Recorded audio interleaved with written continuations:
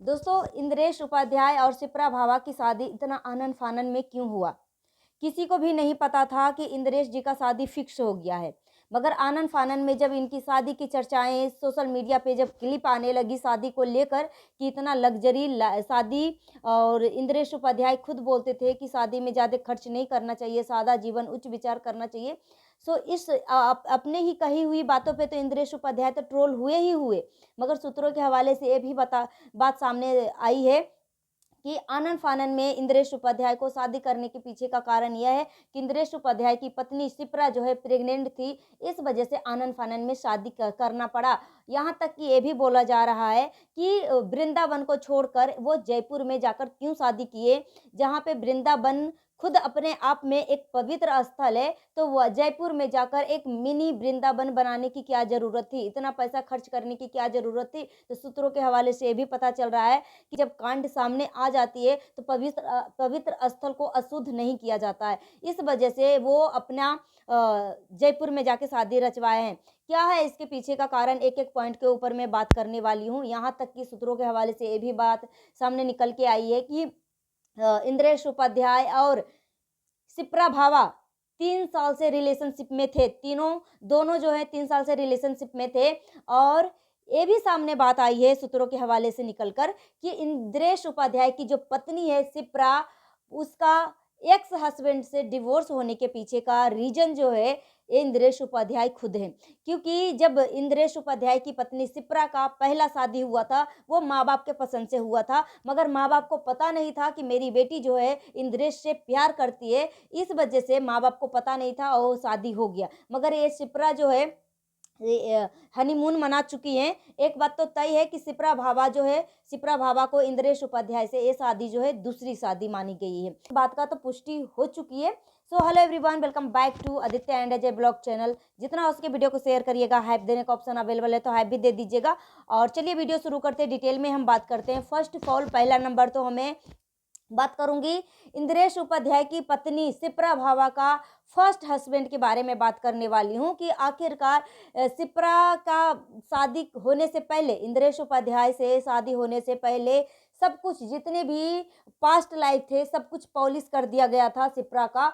फिर भी honeymoon picture किस तरीके से वायरल हो रहा है, शादी की वीडियो, शिप्रा का पहले हस्बैंड के साथ जो शादी हुआ था वो वीडियो कैसे वायरल हो रहा है सोशल मीडिया पे, कैसे वायरल हो रहा है। सूत्रों के हवाले से ये पता चल रहा है कि इंद्रेश उपाध्याय की जो पत्नी है शिप्रा, उनका एक्स हस्बैंड जो है, जितने भी इनका पर्सनल हनीमून पिक्चर जो वायरल हो रही है सोशल मीडिया पे, वो किसी ऐप को बेच दिया है, किसी वेबसाइट को बेच दिया है।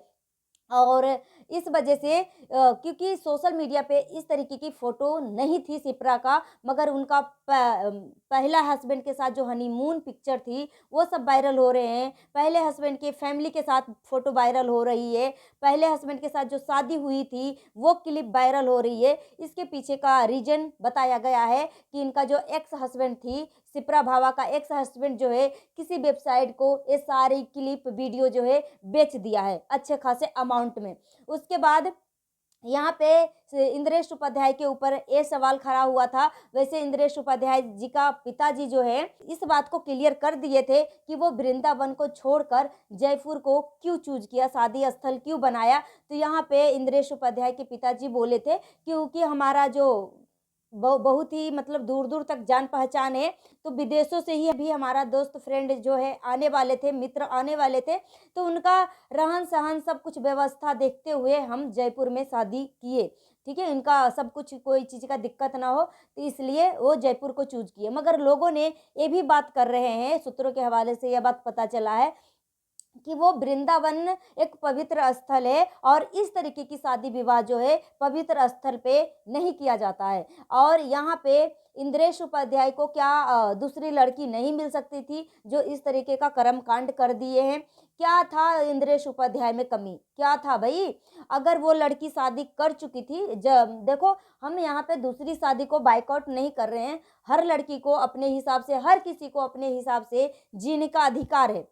किसी के ऊपर कोई रोकथाम नहीं है। लड़का हो या लड़की हो अपने हिसाब से जीवन यापन कर सकती है और अपने हिसाब से वर वधू जो है चूज कर सकते हैं, पसंद कर सकते हैं, अपने हिसाब से अपनी ज़िंदगी जो है अपने हिसाब से जी सकते हैं।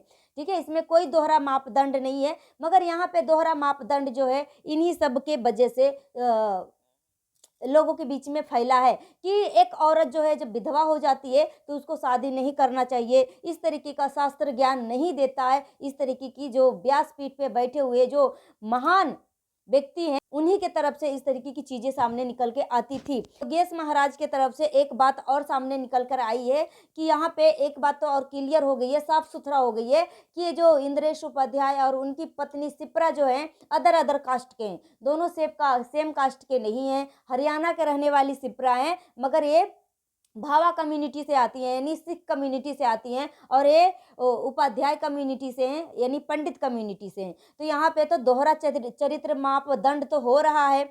ठीक है, दोहरा चरित्र मापदंड हो रहा है, दूसरे को ज्ञान देंगे। अलग अलग कास्टों में शादी नहीं होती है। जब बच्चा पैदा होता है तो वो एक शूद्र समान बच्चा पैदा होता है। आप अपने हिसाब से क्या बोलोगे, क्योंकि दूसरे को वो ज्ञान देते हैं कि अगर दो कास्ट के लोग जो हैं शादी करते हैं और उससे जन्मा बच्चा जो है दोगला या शूद्र समाज के पैदा होता है, शूद्र इसको माना जाता है, पवित्र नहीं माना जाता है।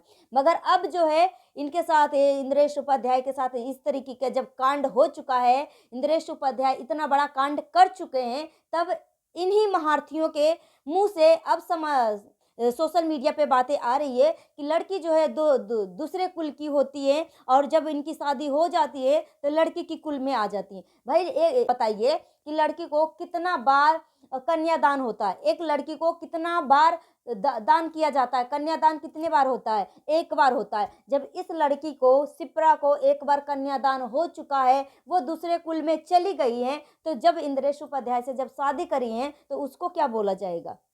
उसको क्या बोला जाएगा?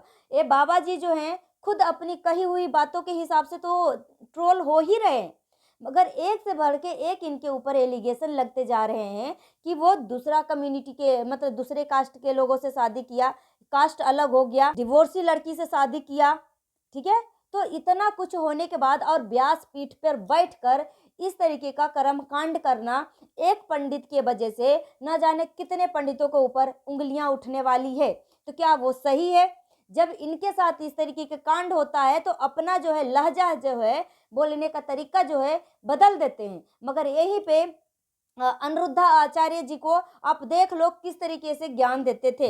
यहाँ पे अनिरुद्धाचार्य जी का कई मीम वायरल हो रहे हैं कि लड़कियां जो है 25-30 साल की जब हो जाती है तो वो पवित्र नहीं रहती है। तो भाई पवित्र के तो साइड में रख दो। पहला नंबर तो अनिरुद्धाचार्य जी इस शादी के ऊपर क्या बोलना चाहेंगे?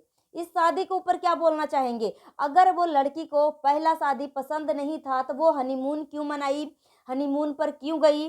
मगर यहाँ सूत्रों के हवाले से यह बात पता चल रही है, शिप्रा जो है इंद्रेश उपाध्याय से प्यार करती थी और माता पिता को पता नहीं था। इस वजह से शिप्रा के माता पिता जो हैं शादी रचा दिए, और शिप्रा तो प्यार करती नहीं थी, मगर फिर भी 6 महीने वो अपने पहला हस्बैंड के साथ रही है, 6 महीने एक साथ रही है, हनीमून भी मनाई है, सब कुछ किया है।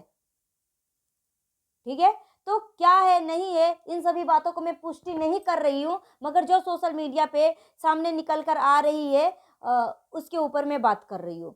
सो मिलती हूँ नेक्स्ट वीडियो में। Thanks for watching. जितना हो उसके वीडियो को शेयर करिएगा। हाइप देने का ऑप्शन अवेलेबल है तो हाइप भी दे दीजिएगा। मिलती हूँ नेक्स्ट वीडियो में। Thanks for watching.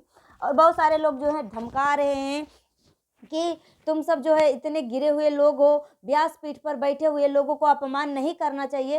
भाई यहाँ पे व्यासपीठ पर बैठे हुए लोगों को कोई अपमान नहीं कर रहा है। जो सच्चाई है उनको सच्चाई का आईना दिखाया जा रहा है, सिर्फ और सिर्फ सवाल पूछा जा रहा है कि आपने इस तरीके की चीज़ें क्यों किया, और किया भी तो लोगों के सामने आकर रूबरू होकर क्यों नहीं अपनी बात को क्लियर कर रहे हैं। और शिप्रा अगर डिवोर्सी हैं तो इनकी पास्ट लाइफ को क्यों पॉलिश किया गया, पहली शादी को क्यों छुपाया गया, एक सीधी साधी एक सादगी भरी लड़की का इमेज क्यों बनाया गया। यहाँ पे तो एक ठाकुर जी को एक बहाना था कि ठाकुर प्रेम प्रसंग इस तरीके की दिखाया गया, मगर प्रेम प्रसंग तो कुछ और चल रहा था।